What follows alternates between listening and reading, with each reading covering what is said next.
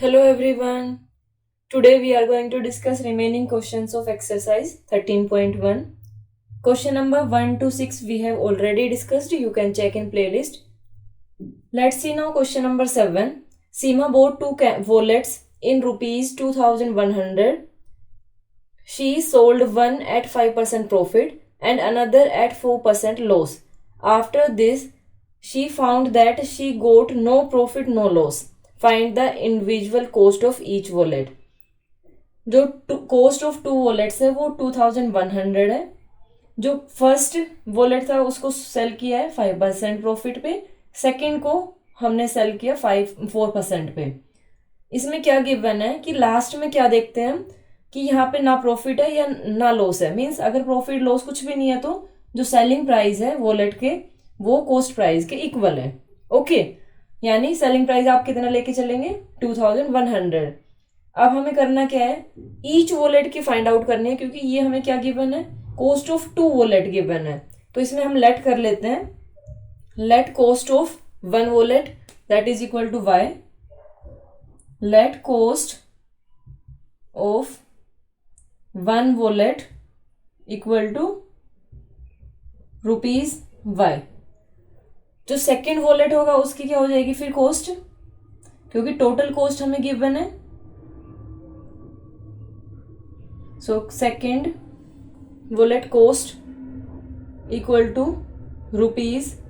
जो total cost है वो 2100 है, उसमें से माइनस कर देंगे हम क्या, जो फर्स्ट वॉलेट है उसकी कॉस्ट. तो ये कॉस्ट हो गई सेकेंड वॉलेट की. अब हमें जो फर्स्ट वॉलेट है उसके ऊपर 5% प्रॉफिट, यानी यहां से सेलिंग प्राइस निकालते हैं हम. Selling price of first wallet that will be equal to, selling price का क्या फॉर्मूला हमारे पास, कॉस्ट प्राइस इनटू 100. यहाँ पे प्रॉफिट है तो प्लस प्रॉफिट, अगर लॉस होता तो यहाँ माइनस. ये दोनों मैंने कॉमन फॉर्मूला लिख दिया है दोनों के लिए, ये माइनस है यहाँ पे. और जो सेकंड है उसमें भी यही कर लेंगे हम यूज. यहाँ पे एसपी ऑफ, पहले इसका निकाल देते हैं फिर उसको देखते हैं. Cost price y into profit है हमारे पास 5%, 100 plus 5 divide by 100 that will be equal to y into 105 divide by 100. गलती से भी इनको कट नहीं करना है क्योंकि ये ब्रैकेट में, पहले ब्रैकेट को सोल्व करेंगे उसके बाद कैंसिल करते हैं हम. और यहां से हमारे पास क्या आएगा, selling price of second wallet that will be equal to, same formula use करेंगे हम, 2100 minus Y into 100 minus 4 divide by 100.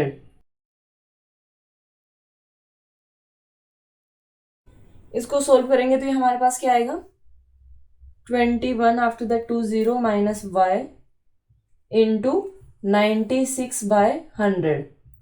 अब हमें क्वेश्चन में क्या गिवन है कि जब हमने प्रॉफिट लास्ट में देखा कि जो टोटल सेलिंग प्राइस है वो इक्वल था, तो यहाँ पे क्या होगा 2100 that will be equal to, इन दोनों को ऐड करेंगे तो हमारे पास जो कॉस्ट प्राइस है वो आ जाता है, यानी ना प्रॉफिट है ना लॉस है. तो इसलिए ये हमने इसके इक्वल रख दिया. y इंटू 105 डिवाइड बाय 100, ये कट इसलिए नहीं किया क्योंकि उधर भी 100 है हमारे पास, plus 2100 minus y into 96 by 100. अगर आप एलसीएम लेना चाहें तो एलसीएम ले सकते हैं, अदरवाइज ये 100 यहां से कॉमन लेते हैं हम, और 100 कॉमन लेंगे तो ये हमारे पास क्या आ जाएगा, इधर ही 1/100 आएगा और इधर जाके क्रॉस मल्टीप्लाई. यानी आप क्या नोट कर सकते हैं इसको, 2100 into 100 will be equal to 105y plus, अब ये इधर मल्टीप्लाई करना होगा 2100 माइनस y इंटू 96. यहाँ पे डिस्ट्रीब्यूटिव प्रॉपर्टी यूज कर लेंगे मल्टीप्लाई करने के लिए. देखते हैं क्या आएगा ये. इसको सोल्व करेंगे तो ये हमारे पास क्या आएगा 2,1,0,0,0,0 इक्वल टू 105y प्लस इन दोनों को मल्टीप्लाई करेंगे तो ये हमारे पास आएगा 201,600 माइनस इसको मल्टीप्लाई करेंगे तो 96y। ये दोनों माइनस कर देंगे, इसको ट्रांसपोज कर लेंगे 2,1,0,0,0 माइनस 2,01,600 इक्वल टू इन दोनों को माइनस करेंगे तो ये हमारे पास क्या आएगा 9y। इन दोनों को भी अब माइनस कर लेते हैं हम 0 0 देन 10 माइनस 6 4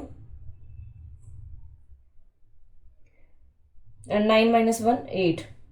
ये आ गया 8,400 equal to 9y। So y will be equal to divide कर देंगे 8400 divide by 9 that will be equal to, यहाँ पे नोट कर देती हूँ मैं, y will be equal to 9 9 9 3 9 3 फिर ये रिपीट होगा हमारे पास। ये आ गया हमारे पास y मीन्स कोस्ट ऑफ जो वन वॉलेट यानी फर्स्ट ले लो या फिर वन ले लो, ये हम इसको वन की जगह फर्स्ट ले लेते हैं, वो ज़्यादा बेटर रहेगा क्योंकि यहाँ पे हमने सेकंड लिखा है। तो फर्स्ट की हमारे पास क्या आ गई, ये आप लास्ट में लिखेंगे cost of first wallet that is 933.33 rupees है। ये यहाँ पे आपको नहीं लिखना है। Then cost of second wallet minus करेंगे हम इसको, यहां पे कर देती हूं मैं 2100 माइनस 933.33। यहाँ पे डेसिमल नहीं है, डेसिमल लगा के 0 लेंगे, उसके बाद माइनस करेंगे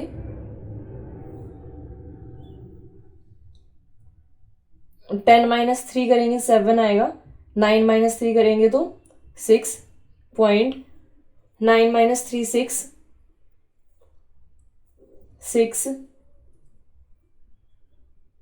1 1। ये हमारे पास आंसर आया। Okay, now question number 8।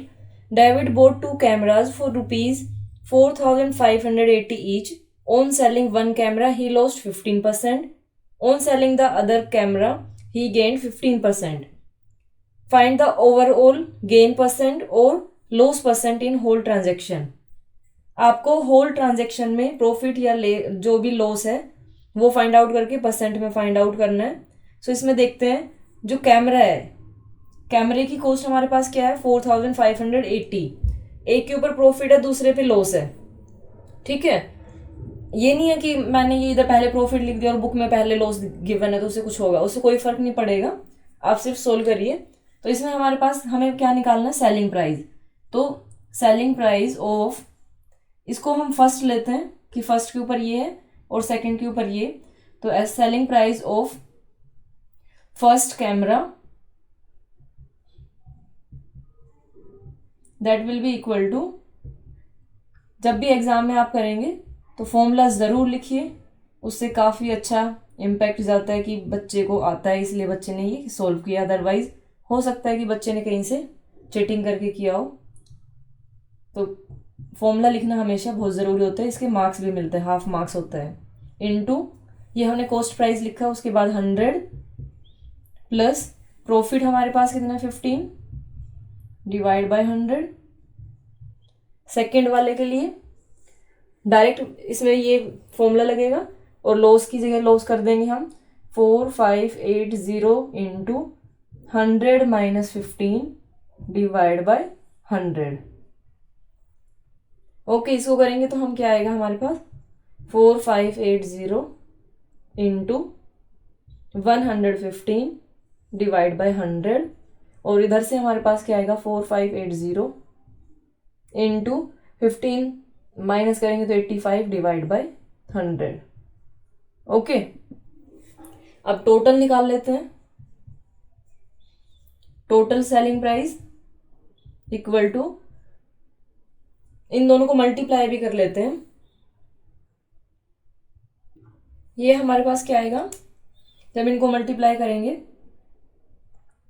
5 26700 divide by 100 plus जब उसको मल्टीप्लाई करेंगे तो ये हमारे पास आएगा 389300 मल्टीप्लाई आप अपने आप से भी करके देख सकते हैं। इन दोनों को ऐड करेंगे तब ये हमारे पास आएगा 73 + 10 यानी 30 हो जाएगी। देन 16 11 1 5 8 9 डिवाइड बाय 100, 0 से 0 कैंसिल, तो ये हमारे पास टोटल सेलिंग प्राइस क्या आ गया 9160। टोटल कॉस्ट प्राइस हमारे पास क्या था वो हमें पता नहीं है, कैसे करेंगे। Total cost price 4580 multiply by 2 that is equal to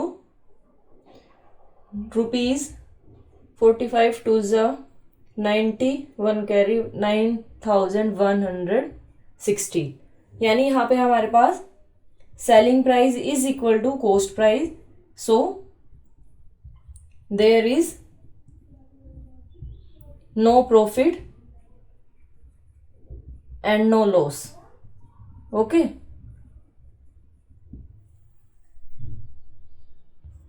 now question number 8. Karan bought a few kilograms of rice for ₹60 per kg and an equal quantity of rice for ₹30 per kg.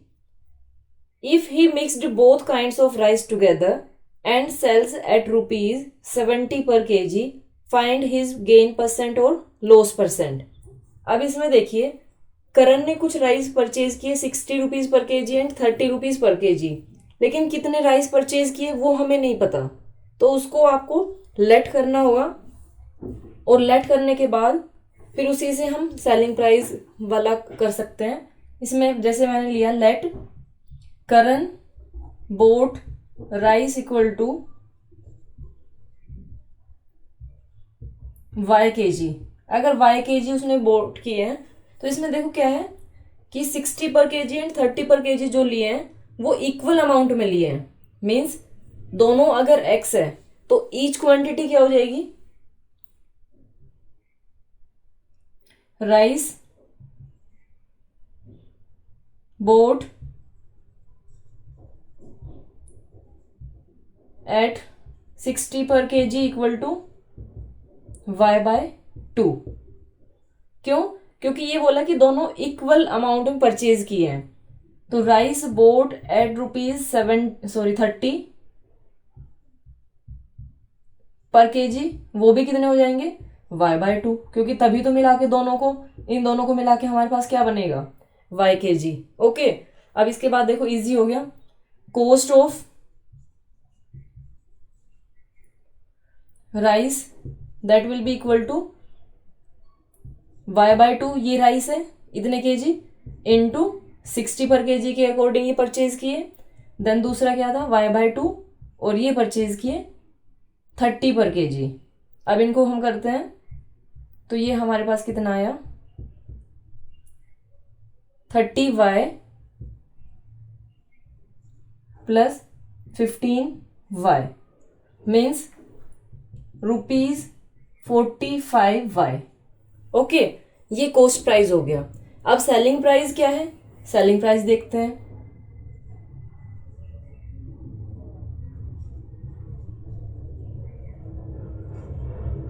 अब total rice हमारे पास कितने हैं, जो rice purchase किए वही cell करेंगे, तो total कितने किए थे परचेज y इंटू और किस रेट में किए हैं ये 70 पर केजी, तो 70 से हमने ये मल्टीप्लाई कर दिया तो कितना आ गया 70y।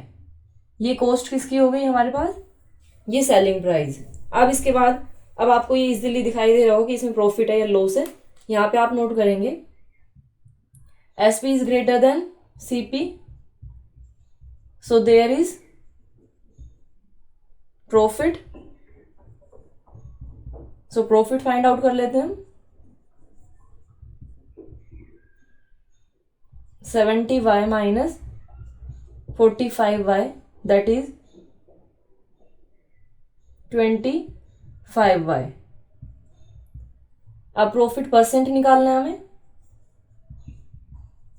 तो वो हमारे पास क्या आ जाएगा 25y divide by cost price, ये हमारे पास कॉस्ट प्राइस था 45y इंटू 100, y से y कैंसिल हो गया, 5 5 जा 5 9 जा 500 डिवाइड बाय 9, 9 5 जा 55, 9 5 जा, तो ये सेम चलता रहेगा। अगर आप अप्रोक्स में करना चाहते हो तो ये 5 5 5 ऐसे जाएगा आगे। अगर आप करना चाहो तो क्या होता है, अगर हम इसको ऐसे लिखते हैं, देखिए 3 डिजिट तक लेते हैं, तो ये क्या है 5 है, 5 या मोर देन 5 होता है ऐसे, देखिए यहाँ पे लिख देती हूँ मैं। अगर 5 या मोर देन 5 होता है तो जो इससे पहले वाले डिजिट है ये इंक्रीज हो जाते हैं, तो आप इसको ये भी लिख सकते हैं और आप ये भी लिख सकते हैं 55.55%। Okay, thank you so much for watching my video and have a great day.